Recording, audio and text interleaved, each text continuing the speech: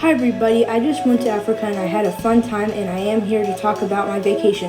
First I went to Cape Town, South Africa, and it's known for their beaches. Things you can do in Cape Town is Table Mountain whale watching tours and the African penguin population. Cape Town is one of the most historically important cities. It was home to perhaps the world's most famous political prisoner, which is Nelson Mandela, and finally 300 million years ago, Table Mountain wasn't a mountain at all. Next, I went to Victoria Falls, Zambia, Zimbabwe, and it is known for the largest waterfall in the world. Things you can do in Victoria Falls is bungee jumping, high wire activities, and Devil's Pool. It was named after Queen Victoria. It was also known as the Smoke of Thunders, and without the Zambezi River, the falls would not exist. Then I went to Mountain Kilimanjaro, Tanzania.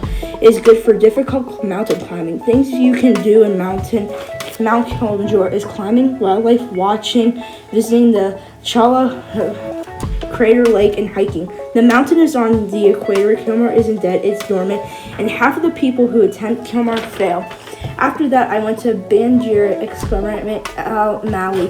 It's a cool place by looking at the remote villages. Things you can do in Banjira is sailing the wire Niger River from Mopti to Tambika, the King and Dogon villages along the Banjira Escarpment. You can also visit Danji, Mopti, Seagull, and Bamaka. The sandstone cliff rises about 500 meters above the lower sandy floods to the south. The area of the escarpment is inhabited today by the Dogon people, and it has a length of approximately 150 kilometers. Finally, I went to Giza, Necropolis, Egypt.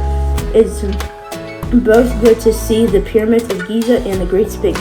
Things you can do in Giza is the Great Sphinx, the Solar Boat Museum, the Grand Egyptian Museum, and the Egyptian Papyrus Museum.